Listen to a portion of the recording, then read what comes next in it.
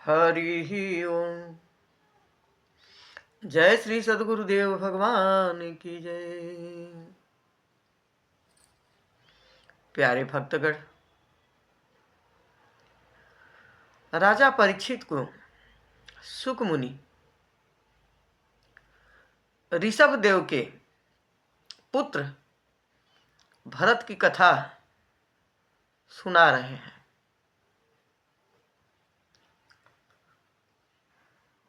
सुक मुनि कहते हैं, हे परीक्षित,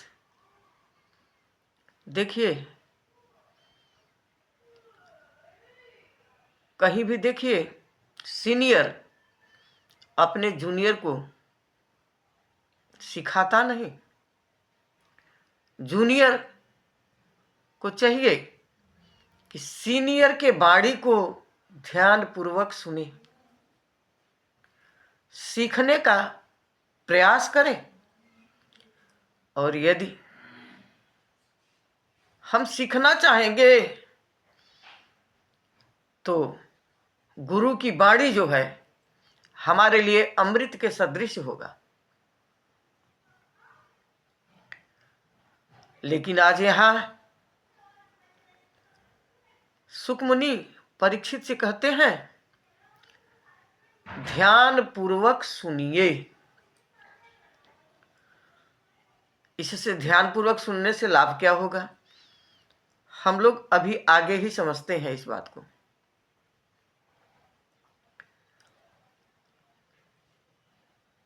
राजा ऋषभदेव चौथेपन में तपस्या करने के लिए वन को चले जाते हैं और अपने बड़े बेटे भरत को राज्यभार सौंप देते हैं।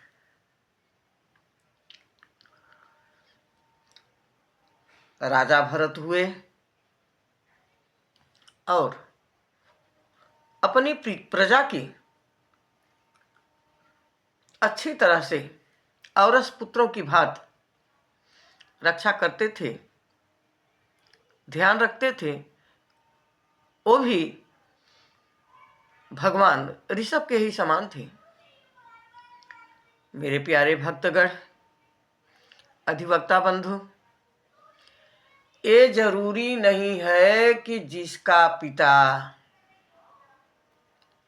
आचरण विहीन है उसका पुत्र भी आचरण विहीन हो जाए,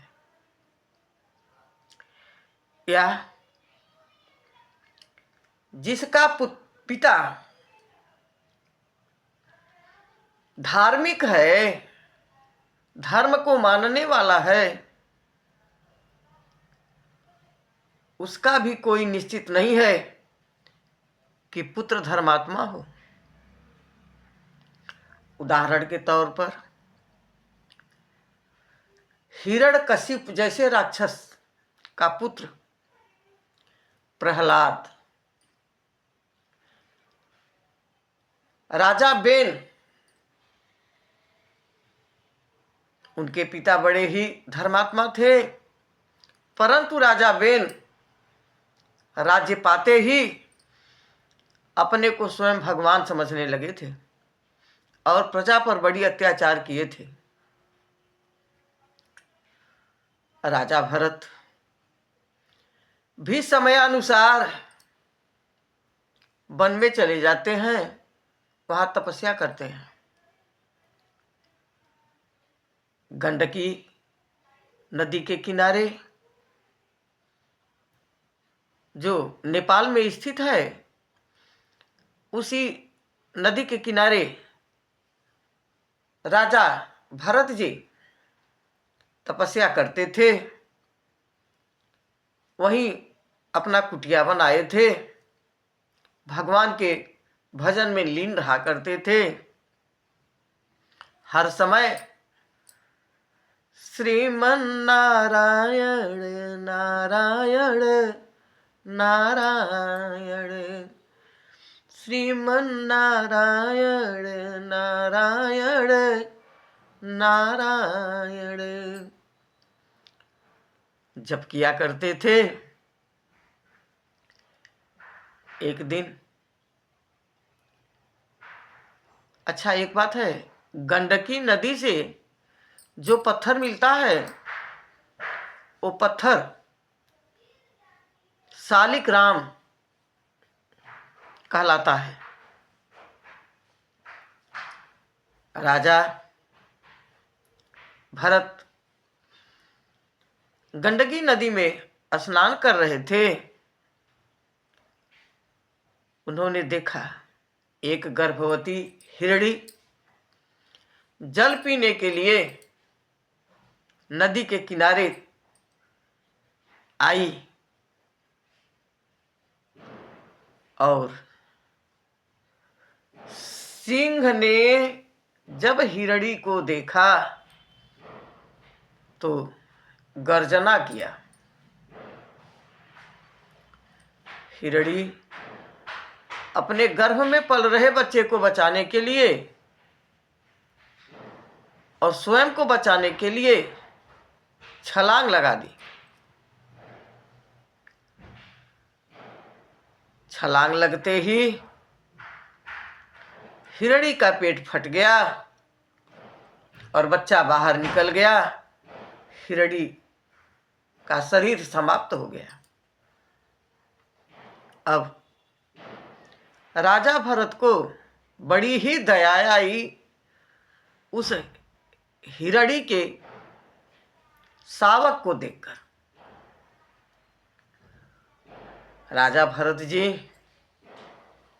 उसे उठाते हैं हाथ में और अपने आश्रम में लेकर के चले आते हैं।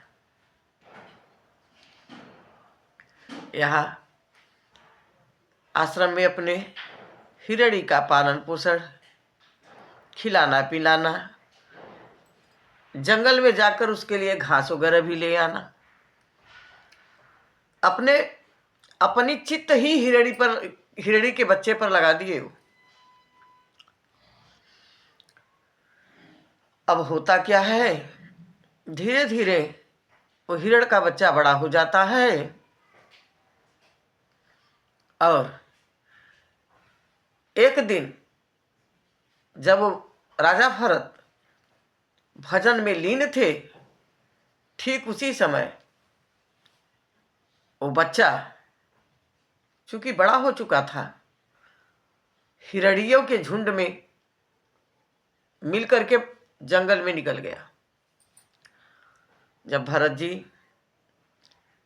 ध्यान से उठे तो उन्होंने हिरण को बहुत ही ढूंढा, परंतु राजा जी के द्वारा पालित तो हिरण कहीं मिला नहीं। अब राजा को बड़ी चिंता हुई, पता नहीं कहाँ होगा, किस हाल में होगा, कुछ खाया पिया होगा या नहीं खाया पिया होगा, यही चिंता कर रहे थे। तब तक जो है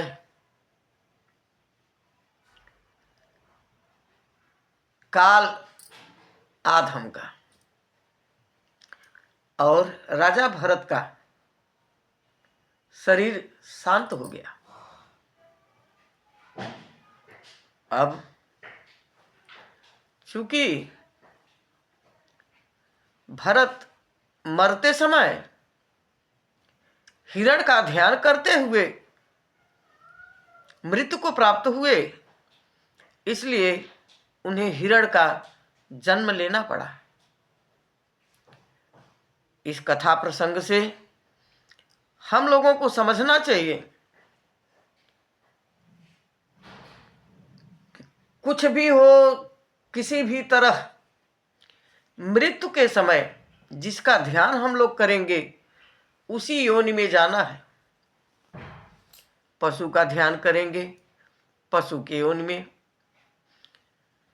मनुष्य का ध्यान करेंगे मनुष्य के योनि में।